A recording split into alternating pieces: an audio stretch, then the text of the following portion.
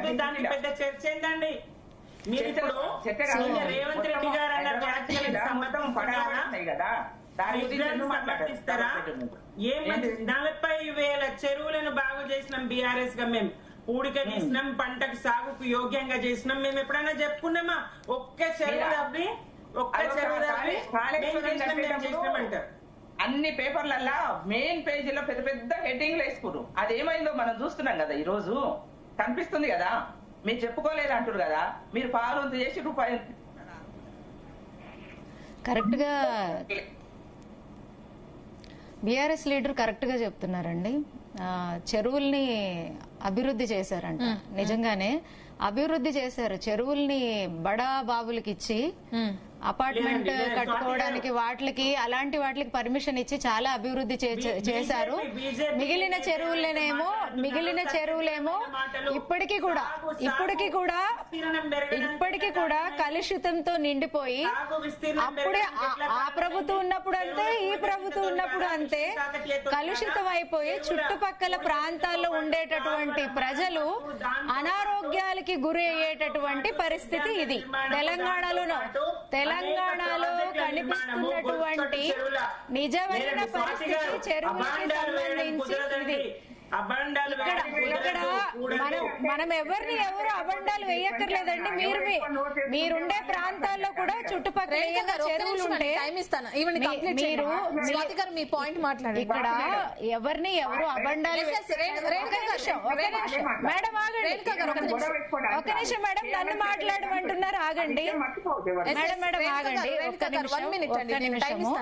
ఇప్పుడు చెరువుల అభివృద్ధి అని ఎవరిని ఎవరు కమెంట్ చేసుకోవాల్సిన అవసరం లేదు. ఇప్పుడు మీరే ఉన్నారు, సుమిత్రానంద్ గారే ఉన్నారు, మేడం ఉన్నారు, మీ చుట్టుపక్కల ఉండేటటువంటి ప్రాంతాల్లో కూడా అక్కడక్కడ చెరువులు ఉన్నాయి కదా.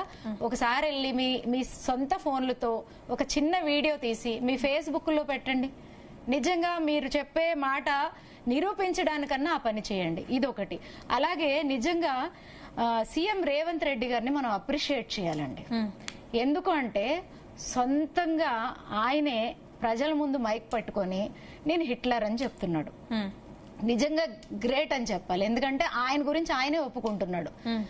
హిట్లరు హిస్టరీలోనే most destructive leader and he's a dictator leader. అంటే ఆయన పరిపాలనలో అపోజిషన్ వాళ్ళు మాట్లాడకూడదు, ప్రజలు మాట్లాడకూడదు, సిస్టంలు వాళ్ళు తీసుకునేటటువంటి రైట్ ఆఫ్ యాక్షన్ ఉండదు, వాళ్ళకి ఇచ్చిన డ్యూటీని కూడా వాళ్ళు చేయలేరు. అదే జరుగుతుంది తెలంగాణలో. కరెక్ట్ గానే చెప్పారు. నిజంగా అప్రిషియేట్ చేయాలి. ఆయన గురించి అప్రిషియేట్ చేసి టైమ్స్ ఆఫ్ ఇండియాలో కూడా వేయాలి. ఓకే, సో అలాగే ఒక నిమిషం. అలాగే రెండోది సుమిత్రానంద్ గారు, ఒక్క నిమిషం మేడం, మీరు నాకు నేర్పించారు, మీరు నాకు చెప్పారు, ఒక నిమిషం, మీరు నాకు నేర్పించారు మధ్యలో మాట్లాడొద్దని. దయచేసి మీరు కూడా మాట్లాడకండి. నేను మీ మాటకి రెస్పెక్ట్ ఇచ్చాను, మీరు కూడా కాసేపు నన్ను మాట్లాడనివ్వండి.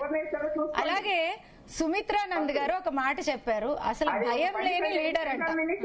కేసీఆర్ గారు ఎప్పుడు భయపడని లీడర్ అంట. రేణుకా గారు ఒక్క నిమిషం అండి, ఒక్క నిమిషం. కేసీఆర్ గారు ఎప్పుడు భయపడని లీడర్ అంట. నిజంగానే మనము తెలంగాణ ఉద్యమంలో, అలాగే తెలంగాణని మనం సాధన చేసుకోవడంలో ఆయన ఒక ముఖ్యులనే అనుకుందాము.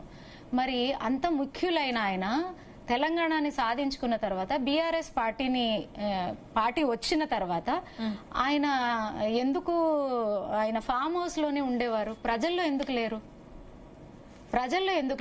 ప్రజల కష్టాలను ఎందుకు తెలుసుకోవడానికి ప్రయత్నించలేదు? ప్రజల ఇబ్బందుల కోసము తెలంగాణ సాధనలో రోడ్డు మీద ఎలాగ పోరాడారో, తెలంగాణ వచ్చిన ఒక్క నిమిషం అండి